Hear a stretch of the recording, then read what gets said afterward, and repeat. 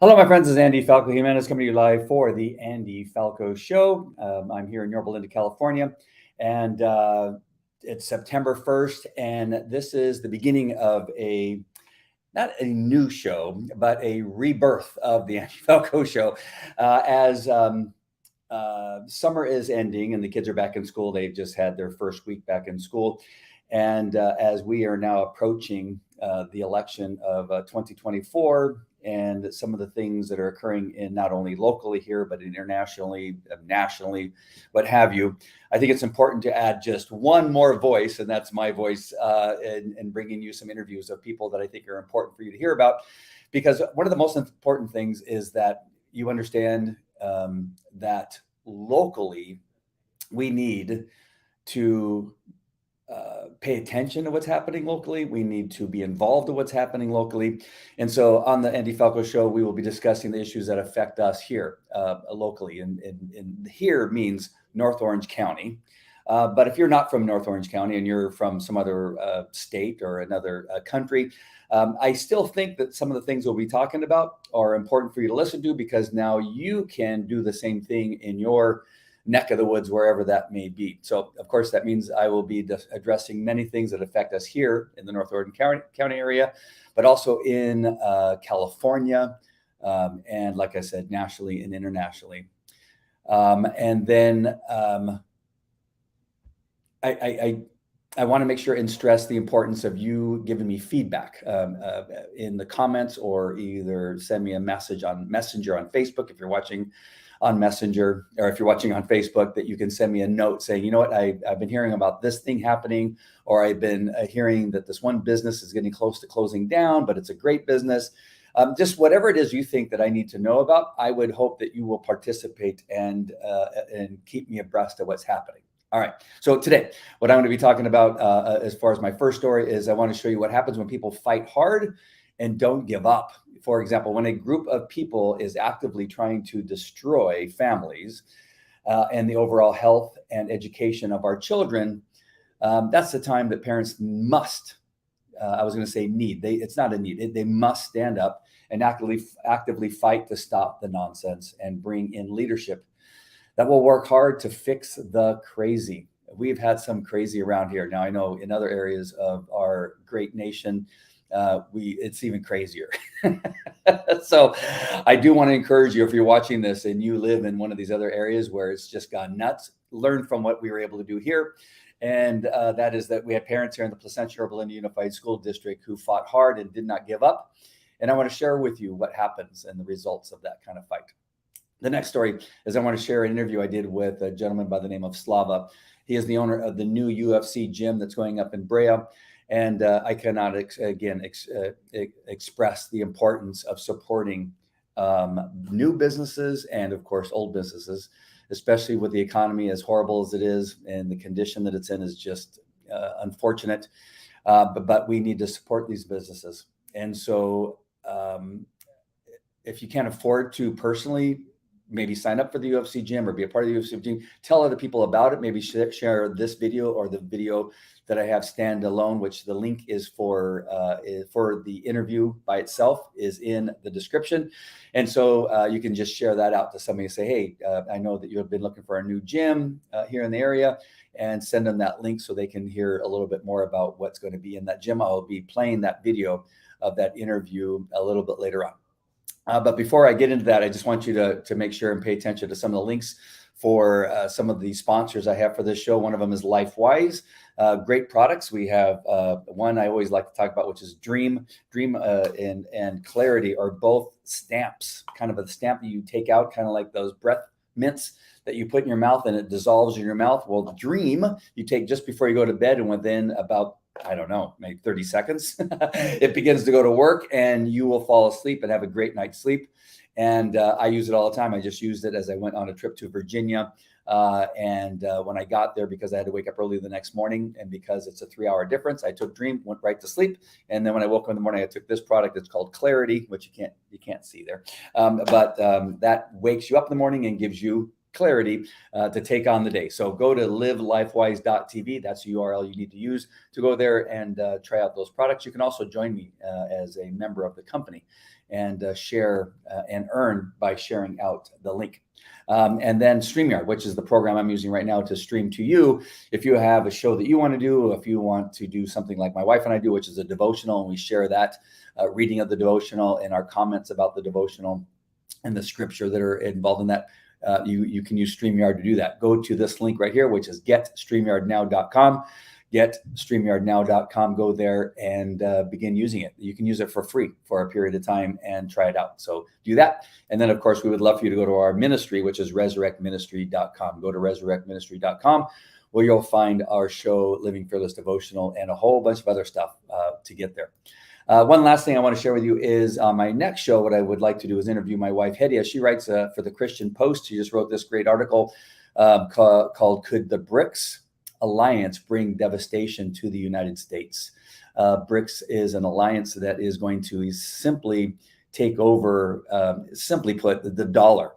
It will get rid of the dollar being used as an international currency. And BRICS is Brazil, India, China, South Africa, and it's essentially they're going to be taking over the currency in the world, and you're going to want to learn about that. So I'll be interviewing my wife as her research regarding BRICS and why it's important for you to know about it. All right, so I want to get right to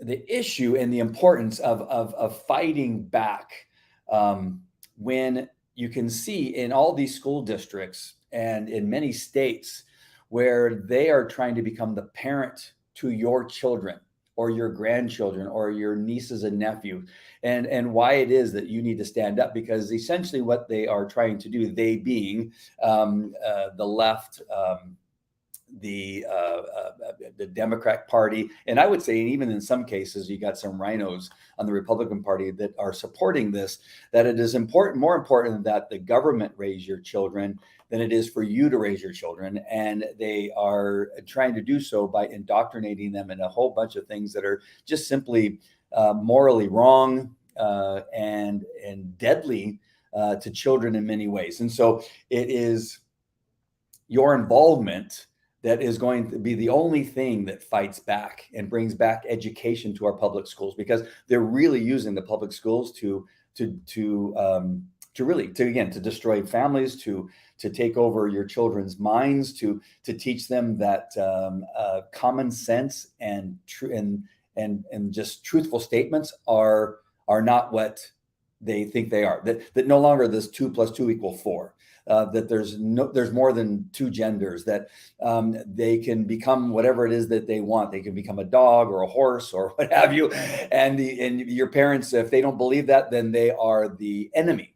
And when did that happen? When did it become that it's public schools' job to create chaos in children's minds to the point where they are so confused and so lost that they become depressed, and many of them are turning to drugs and sometimes suicide, eating disorders, and social media become their parents. Teachers and counselors that don't have their best interest in mind become their parents. That is nonsense. Well, we decided to fight back here in the Placentia Yorba Unified School District. The parents did, of the school district, and it's taken probably a little bit over 3 years to make an impact. And the importance of staying strong, I cannot stress more than staying strong, to even organize and to communicate with one another and talk about going to the school board meetings, to even set up rallies, to meet in one person's home or another, and really talk about what's important to address, and then bringing in specific people to run for school board, and how it is you can support those school board members as they're running for election. That all of those things, when you do them well, you will get the result that we got here in the Placentia Yorba Linda Unified School District. And essentially, when we were able to put people in place in the school board that actually had the best interests of children in mind, that wanted them to be educated, that no longer wanted them to be indoctrinated, that we didn't want them being sexualized, as is the state is trying to do right now. The state here in California also wants to take children from their parents so that they can actually perform surgery on them. It is really crazy. This is actively happening. Whether you think it is or not, you just need to pay attention and listen to the news and listen to them speak. You can hear Gavin Newsom speaking about his desire to do that. You can hear the state attorney general talk about children's rights. Children really don't have that many rights. They really don't have many rights. The parents have the rights over their children, and the parents will decide their children's rights, to tell you the truth. And so you have the state attorney general saying that he's going to fight for children's rights against their parents. It is really, really crazy. So as we were able to get school board members in that did not buy into this nonsense, we were then able to get rid of incompetent superintendents, which we had a number of them here in our school district, and vote out the school board members that also were just simply incompetent, did not know what they were doing, and bring in not only the school board members, but they were then able to fire the superintendents that were in place and bring in competent superintendents of all colors. By the way, before our school board members came in, there was nothing but Caucasian white supremacy people. That's so funny saying it from this end. I just had to say that just to make him angry. But we've been able to diversify our school board, our superintendents that support our school board members, and it's fantastic. I love it. It is amazing that what we were able to accomplish. And it seems like 3 years is a long time, but it takes a while to make a difference. So I'm going to play a video from our superintendent, our new superintendent, Dr. Alex Chernice, who spoke on the state of the school district. This first one, I believe it was about 6 days ago. And he was speaking about what he wants to do. And the link for the entire message is in the description if you want to listen to the whole thing. But I want to get to the part where he discusses what's going to happen over the next couple of years at the school district, and listen very carefully first about what he's talking about. It's kind of really cool. It's something we haven't heard in several years, and that is what's important to the school district is educating our kids. It was like, wow, I haven't heard that in several years. They've been talking about nothing else other than all kinds of other nonsense other than education. And then he's going to talk about where the school is right now in education, and it's not a pretty sight. And that's again because of who we used to have and why he thinks it's important to move forward with education. So I want to go ahead and play that right now. And this is, again, Dr. Chernice, who is our new superintendent at Placentia Yorba Linda Unified School District. As Mr. Youngblood mentioned, we're going to be going early education, opening preschools, increasing pathways for our special needs students. We do a lot well, but we have some major areas to improve upon, and it's those core competencies.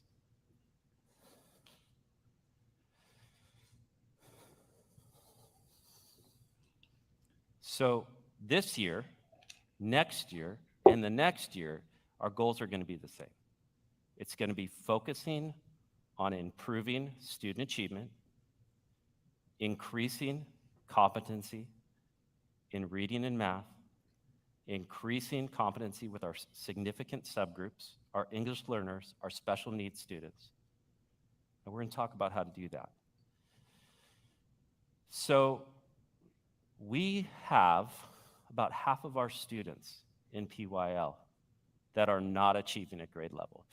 These percentages show the number of students meeting and exceeding the standards. And it's great if our kids are meeting and exceeding standards, and we're going to keep challenging those kids. We're not going to ignore the kids that are advanced.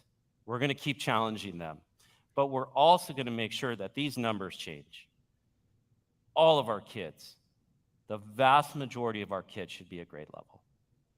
And we're going to put our resources, our time, our money behind that. And we're going to start this year.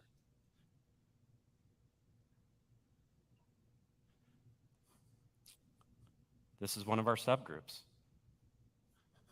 It's worse than the average here. We got a lot of disadvantaged kids. We know they come with a lot of challenges, more challenges, but that doesn't mean we can't get them up to grade level. And they should be.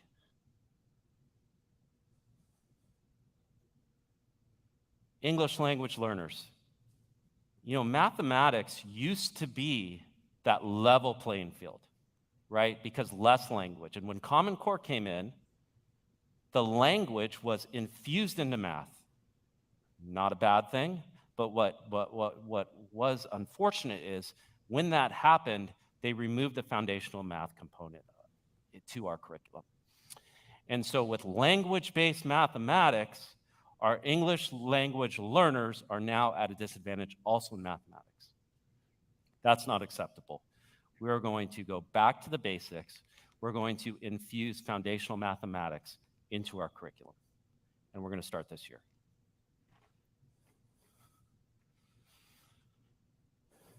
Our students with disabilities.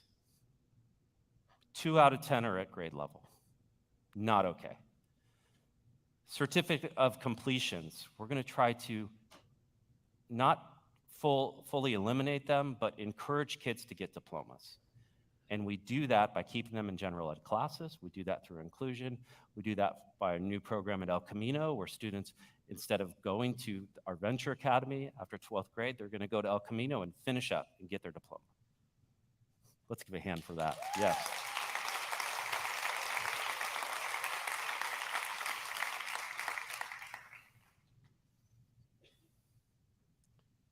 So how do we improve the core competencies? How do we increase the number of students at grade level? First is know your students. Know every student. If you're a principal, you go into a classroom, you ask the teacher who's not at grade level, they should know who. You ask the teacher, that student, Emily, who they point to is not at grade level, you ask the teacher, what strands within mathematics do they need support in? They should be able to tell you. You ask Emily, what areas of math do you need support in? She should be able to tell you. You ask Emily's parents, what areas of mathematics does Emily need support in? She should be able to tell you. So every student, know your students. Your work will be to support students and to know every student and their abilities. And a lot of you do. I'm amazed at the quality of instruction here in this district. You guys know your students, you know your students' names, you know what they need. And everybody else in this district supports that. Every job in here is supporting our students. So the first thing we're going to start this year is targeted intervention. We are going to target all the students not at grade level, and we're going to give them extra support. We're going to use our state one-time learning recovery money that we got to support them during the day and after school. We're going to pay our teachers to help our kids to get extra help. And that is one of the biggest strategies we're going to use. Yes.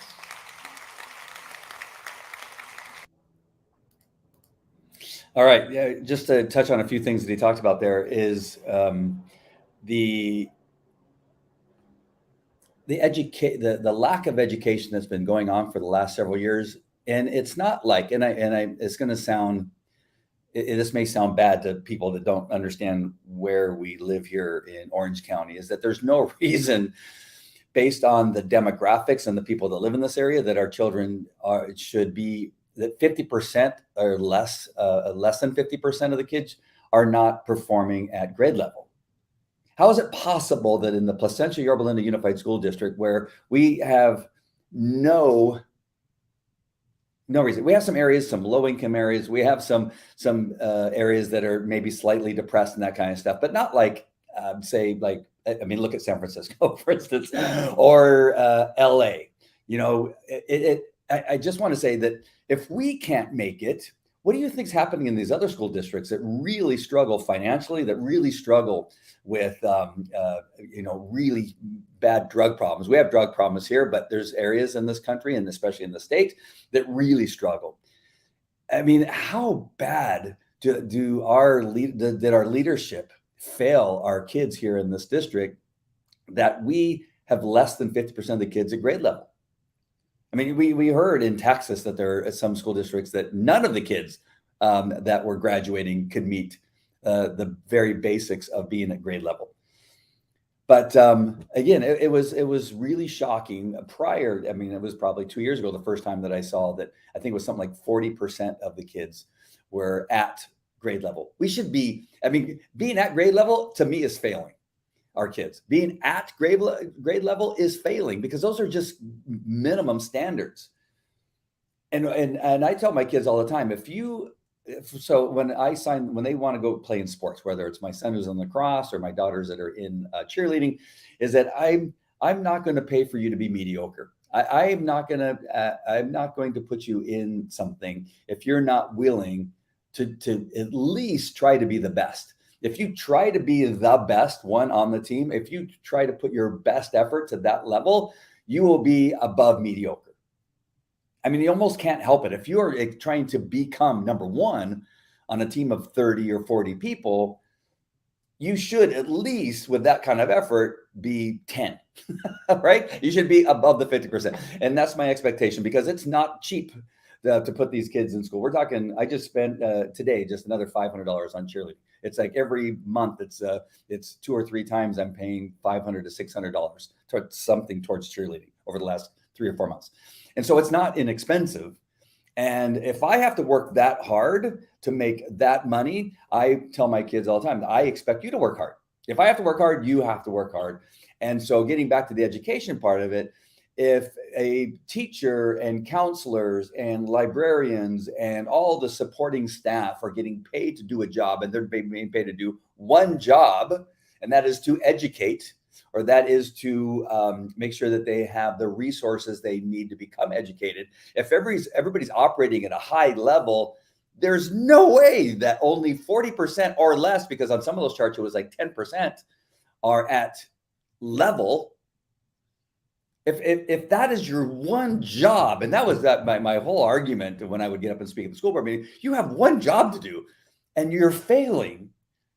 Because not even 50% of the children are achieving the minimum standard, which is horrible.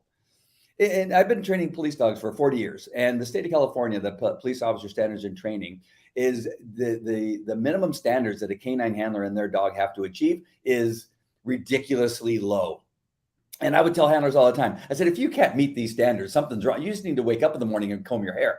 And your dog, and your dog is breathing. He can meet these minimum standards. You should be exceeding these standards by so much that these are laughable. And I have to say that I believe that the minimum standards are laughable because they keep lowering the standards so that the least educated can actually even make it out of high school.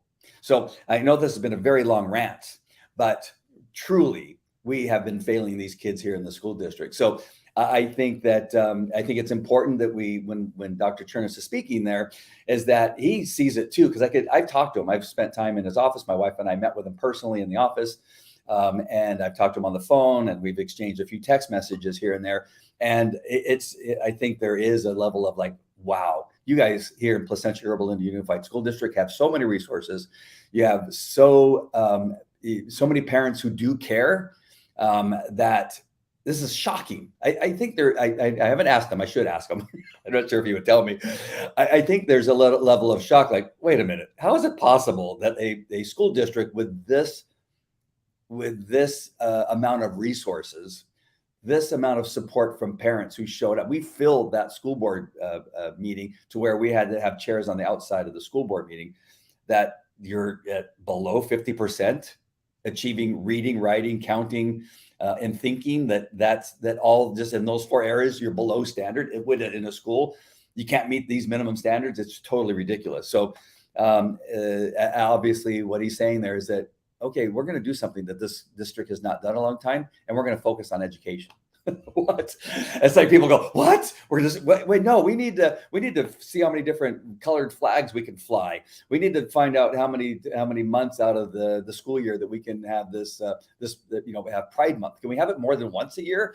How many contests can we have how many different ways somebody can draw a picture that talks about sexuality? How many books can we get in the library that teaches pornography in our schools? That was the focus of the last set of school board members, not the current ones, and the last school district superintendents. That was their focus, and really got away from education, which I think is really important. Let me see here. Sorry about that. I clicked on the wrong button. Maria Stubbs, Andy Falco, you are spot on. Dr. Jimenez makes so much sense, and everyone needs to be on board and supporting his leadership. Absolutely. Thank you, Maria. Maria, another warrior that we often see at the school board meetings. Her and her husband show up and take part. It's so important for parents like Maria and the rest that show up to stay so strong. And so my message in this particular story, and I've talked about this in previous messages on my other show that I do called Vote PYL Vote. I'm going to be just bringing everything into the Andy Falco Show here until I decide not to, at least until the next election. And that is that staying strong, not giving up, to participating in the elections, to making sure that you are talking to other parents, that you're not afraid. So many parents, so many Christians, so many people that from the conservative side of things have decided that, it's just too much work, or, I'm afraid that I'm going to upset somebody. I'm afraid that, somebody might think that, that I'm racist, or what are some of the other words? There's so many names I've gotten called over the years. I can't even tell you. I don't care, because that's not true. None of it is true. As long as it's not true, you should not be afraid. As long as you are siding on the side of making sure your children are staying healthy, making sure that your child is getting educated, and you are speaking truth, then it shouldn't matter. Everybody's so afraid, well, I might lose my job. Then I guess you got to lose your job. I know people look at me and say all the time, like, oh, I've lost business in my businesses because of speaking out, but I've gained business because I've spoken out. You will. I've lost family members that don't talk to me anymore. I've lost friends that don't talk to me anymore. But many of them I know, and I feel strongly that they're going, you know what? He was right. Now they're saying he was right, because it's starting to affect them.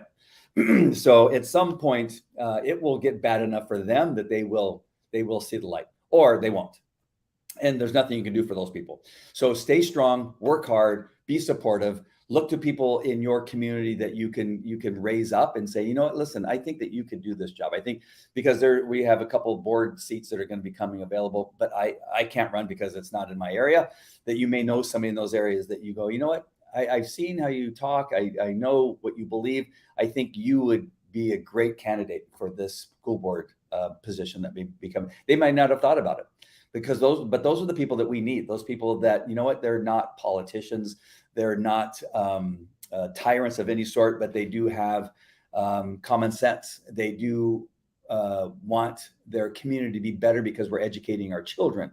Even those of you that don't have kids, or that you're a grandparent, or maybe you're an aunt or an uncle of a kid who's in the school district, you do also, these kids are going to graduate someday and be a part of our community. You don't want a bunch of people coming out of these schools that aren't educated, that they turn to drugs or turn to crime because we've simply failed them. They are going to be let loose into our community. And so whether they're your children or not, or whether they're your relatives or not, I think it doesn't really matter, because they will affect you in some way or another. But if you have the skill and the time and the temperament to be on the school board, I'm here to tell you that I don't know that necessarily matters that you have a child. I think it's probably preferred, but I don't know that it's necessary. But I know that what we can't have is, we can't go back to where we were, where we have incompetent, miserable people that are not, they're in it for themselves, or they're in it for some type of power, but again, the people that are gone now had no interest in the education of our kids. We know that for a fact, and I can prove it in many, many ways. We can prove it just by simply what Dr. Chernis was sharing in those slides. I know it was hard to see some of the numbers, but they were extremely poor considering that the level is in the level of the standards are such that even the most incompetent should be reaching that level. And so our past leadership in our school district is just ridiculous. So so I hope that touches you in some way, that you maybe if you've been sitting on the sidelines for a while, that it's time for you to stop sitting on the sidelines, or that if you know somebody that can take these seats, they're going to become available. Or you want to help us knock on doors during the next election and be a part of the solution, that you become a part of that too. So you can just message me and I'll get you in touch with the right people so that can happen. And so make sure that you reach out in Messenger or just in a comment, because I will see it, whether it's on YouTube, Facebook, LinkedIn, Rumble, and Twitter, or X, which I am currently broadcasting to. All right. The next one is a story I want to talk to you about is the new UFC gym that's going up in Brea. I was so pleased to meet Slava, who is the owner of the new gym in Brea. He also owns other UFC gyms. He's from the Ukraine. And I think that you'll enjoy the dialogue that we had together and learn about what to expect at the new gym in Brea. I live out here in Yorba Linda, and my first thoughts was like, wow, that's really far. Where I used to live in Brea, I could have gone there very easily, and it was very, very close. But being where I am now, it's not like it's forever far away, but it's like, I just want to run to the gym and work out and then come back home. And I thought, I don't know that I would drive all the way out there. But after I spoke with Slava and saw what they're planning in the UFC gym, I don't know that I can have the amenities anywhere else other than this gym that I think are perfect for myself. And so I signed up. I believe yesterday was the last day to get 50% off, but I don't know, maybe you can go to Slava and say, hey, I was watching Andy's show and he showed me the interview they did with you. Is there any chance? I didn't check this with him, but maybe you can go, hey, what do you think? Can I still get that 50% off? But I think that ended yesterday. So I want to play this video with Slava, and maybe you'll find that the amenities and what they're planning there are right up your alley. It's not, you don't have to be a fighter in order to go to this gym. You don't have to be an MMA. You don't have to be, but because the amenities, I think, are, if you want to be healthy and you want to get fit, I think this gym is going to be the perfect place for you. So here we go. All right, so I'm here in Brea at a new location for a UFC gym, and I'm so happy to be here with the owner, Slava. I came here just kind of nosy to see what was going on with a building that's been empty for as long as I can almost remember since I've been here. And I think everybody's excited that the building across the street is going to be finally filled with something other than Halloween merchandise that they've sold right around the months of November, October, that time. But Slava, so nice to be here with you. Met you just through a text. I answered a Facebook ad, which is very effective, by the way. We're here together. It was probably 3 o'clock in the morning. I couldn't sleep, and then this UFC ad comes. Hey, do you want a chance to save some money on a membership? And I signed up, and then you sent me a text personally. The owner of the company. Absolutely. Not UFC as a whole, but this company coming up. And so what I want to first, Slava, though, is that I think that your story is interesting because you're not originally born here in the United States. Can we talk a little bit about where you're from? Yeah, actually I'm from Ukraine. So when I came here when I was about 8 or 9 years old, and it's like American dream coming from nothing and then growing into such a company as a UFC and UFC gym and branding from there. It's definitely something that I'm proud of, to be part of this organization for sure. So what part of your life growing up led you to UFC? Well, I've been in martial arts ever since I was probably born in the mat, right? I was born in the gi, in the uniform. So I've been competing pretty much all my life. Competed on the national level, on the world-class level. Opened up my martial arts schools in my early 20s, probably even before that. Yep.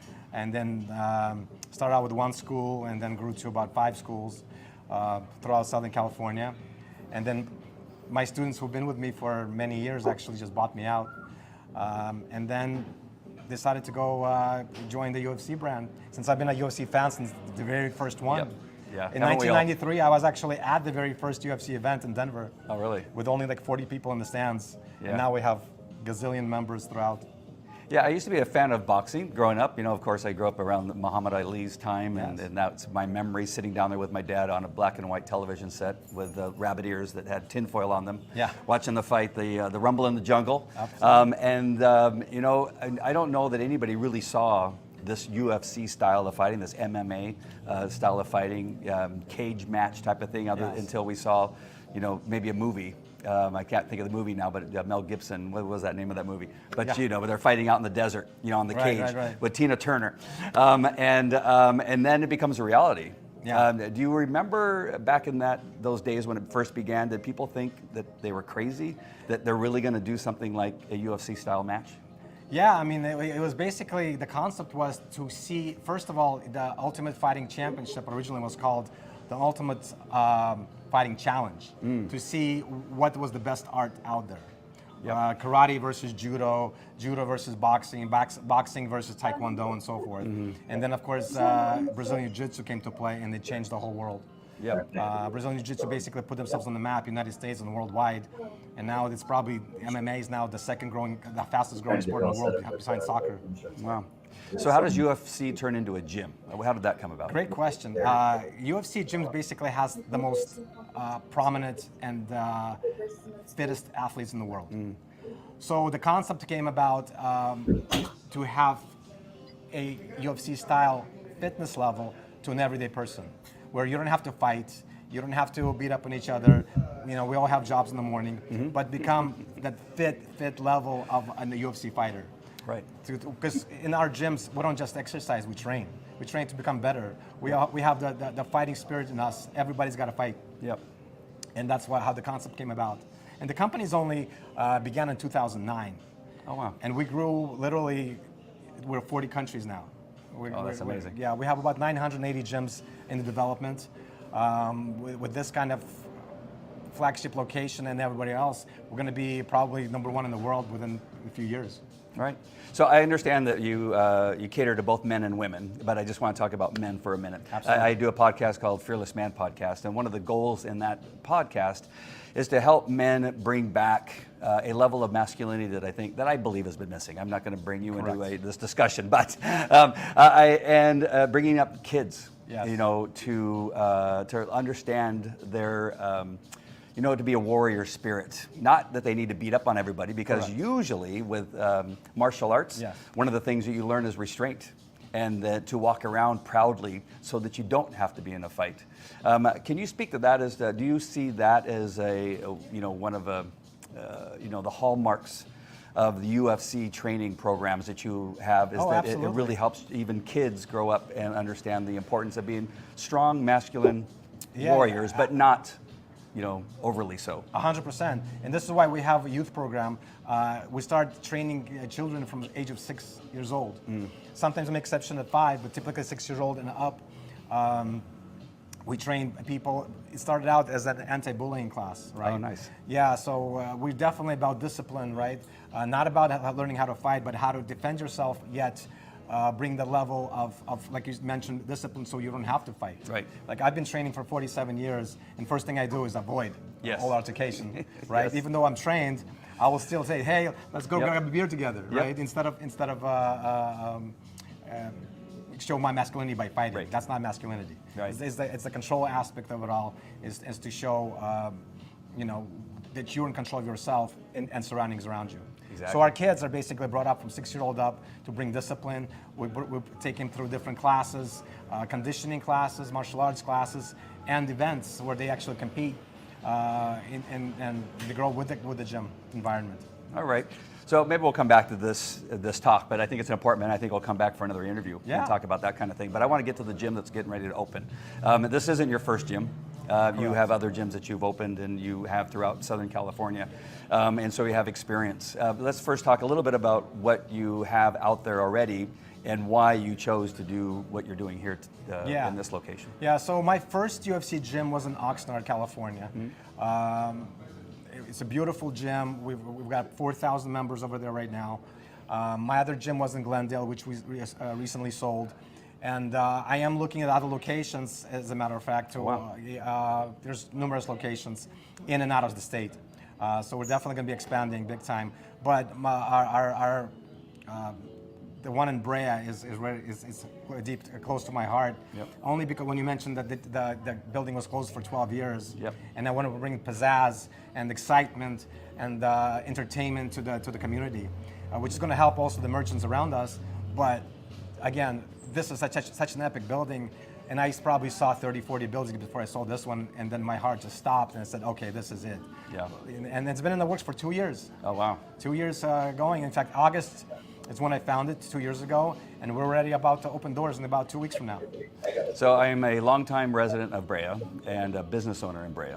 And it pleases me to see that building finally filled. We know it, I forget, now I can't think of it. What used to be there? Tower Records. Tower Records, yes. Oh my gosh, I had a brain fart for a second. But Tower Records has been there. I remember going there when it was actually Tower Records, but it has been empty.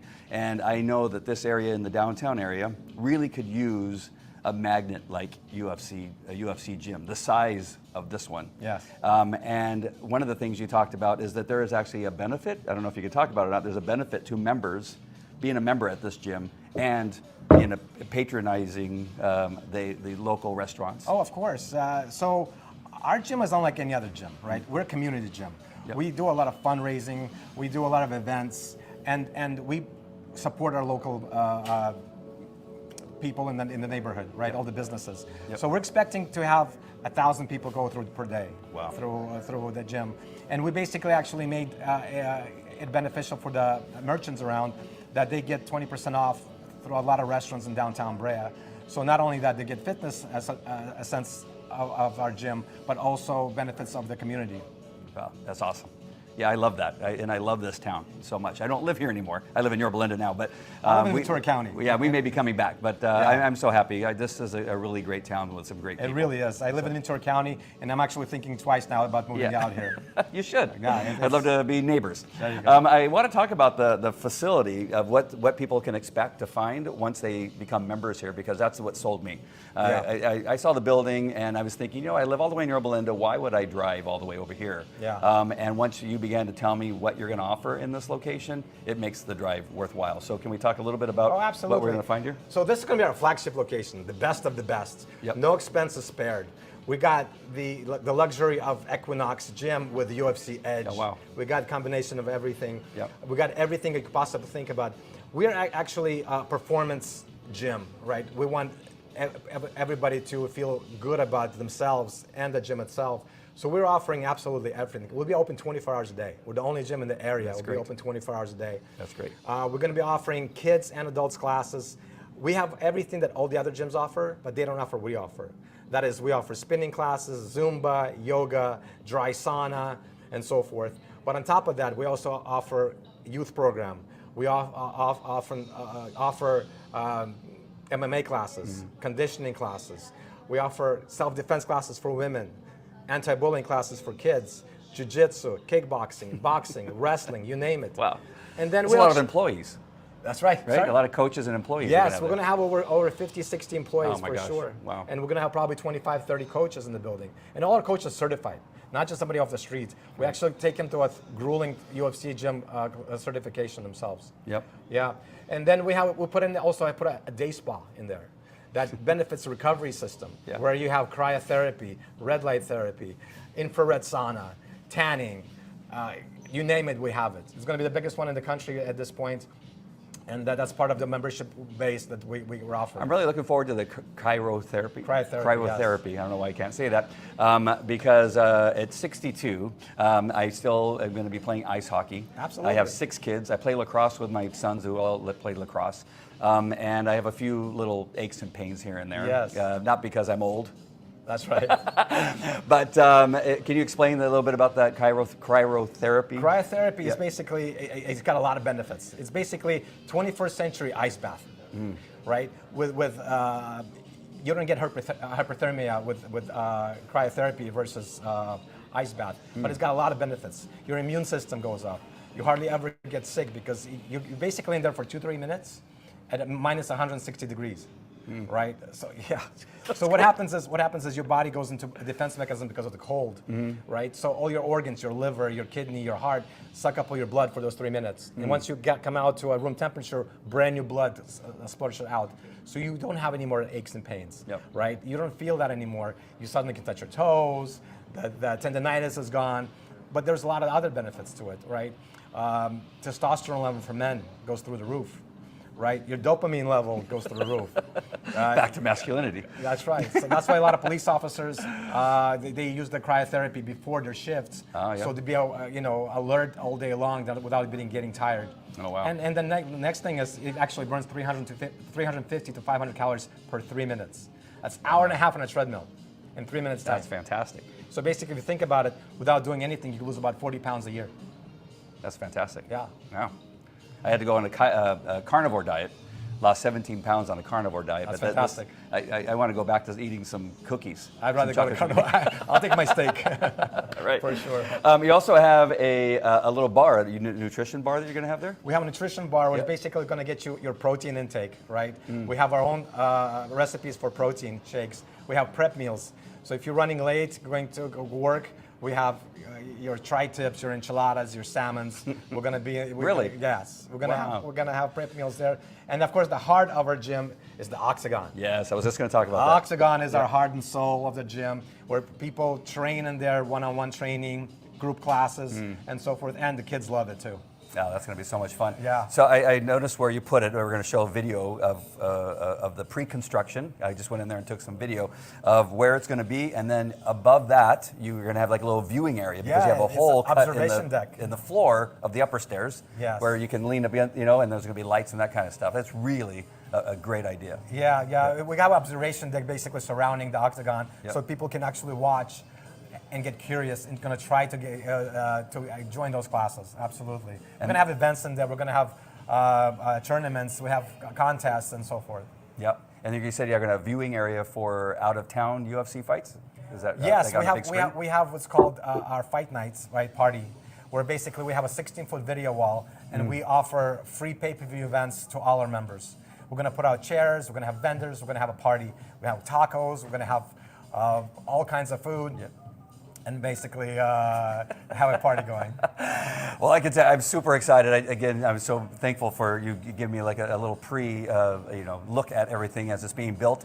It's amazing. The video you saw or looking at you're saying that from where we can see it now, in 10 days from this video being taken, it's going to be done? Yes. You really think so? I know so. I signed the contract. I know so.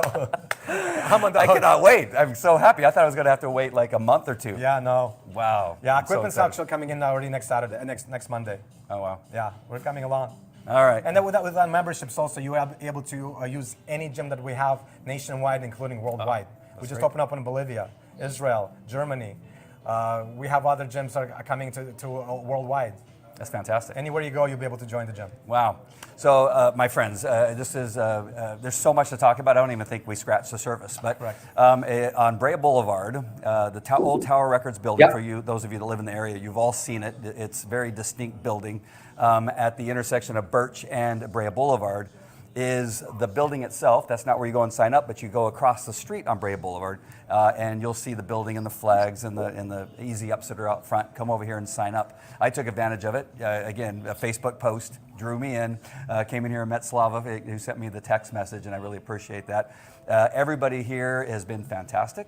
You got great people working for you. I love that. That's always a seller for me. And there's no reason why you shouldn't come here. Again, I don't live like right next door. I'm going to make the drive to be here because I appreciate that. I can't wait for the festivities. But I'm going to come back. I hope that Slav will allow me to come back and do some other videos. We're going to make some training videos for my son who's teaching lacrosse and that kind of stuff. So I'd like that opportunity to do that too. But let you know and keep you up to date as to what's happening here. And then even announce any of the upcoming events you might have. Yes, that would be great for us to do that. Absolutely. All right. Slava, thank you very much. Thank you. It's fantastic. I love what you're doing here. Glad to meet you. And, Thank you. And we'll be looking forward to talking Gotta play to you ice hockey too. in the future. Yes. All right, my friends. We'll see you back in the studio. All right. So yeah, it's a bit of a long video only because there's so much that's going on there that there was no way for me to cut one thing off for another. So I hope you don't mind, but give you a pretty good idea what to expect. I think I just got a message that it's going to be opening.